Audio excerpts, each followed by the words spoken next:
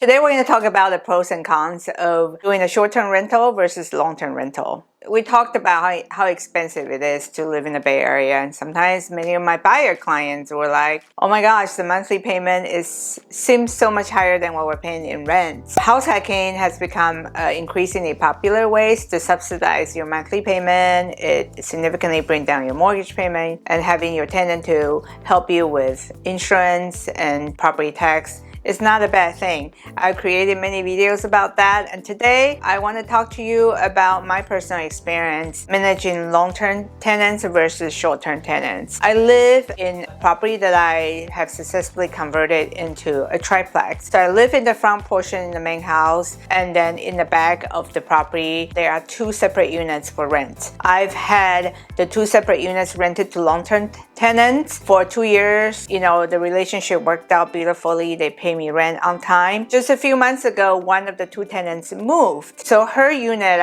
I've decided to turn into short-term rental. And so today I want to kind of share my experience on what I consider the pluses and the minuses of both rental methods. Let's talk about the pros of short-term rental. Obviously, one of the biggest benefits is that you could definitely charge more per day, and that yield to a higher monthly rental. My experience is that one of the space that I used to charge for $2,000 a month, now I post the same space. Obviously I furnish it, have nice pictures online. I furnish it. Now I'm charging $125 a night.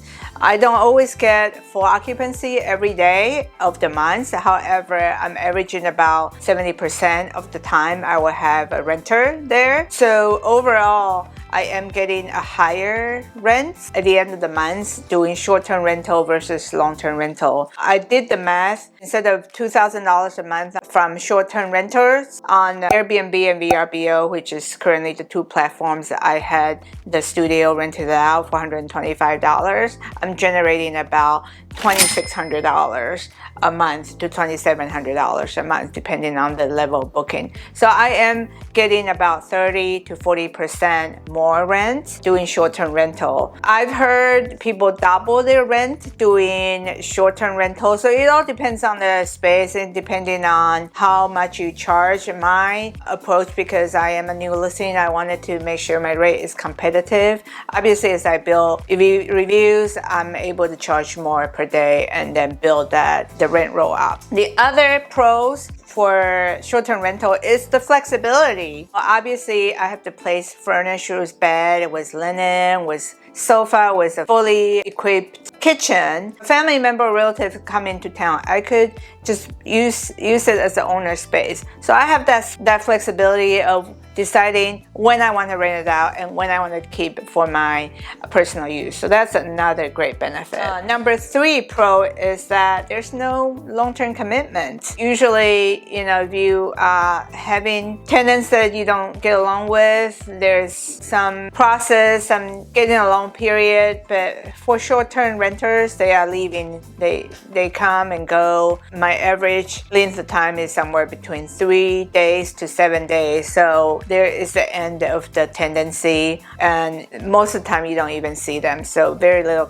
most of the communication is done on the text. Number 4 benefit for short-term rental is that I feel like I have a little bit more control over the cleanliness and the maintenance of the studios, because in between the short-term renters, I get to go in there. I can bring a cleaner in there to clean the property, so the property is always well cleaned, well maintained. So there's a little bit more control over the condition of the property when you do short-term rental. Number 5 is that, you know, for most of the major websites such as VRBO and Airbnb, which are the two websites that I've explored posting short-term rental, they actually do offer insurance. So if there's any major damage done, you could claim the insurance against it. So that's another good assurance. I haven't experienced any major repair needed, because in between the tenants, we're able to maintain the property, we're able to clean the property to make sure everything's working, everything is functional. Let's talk about the cons, the negatives of doing short-term rental.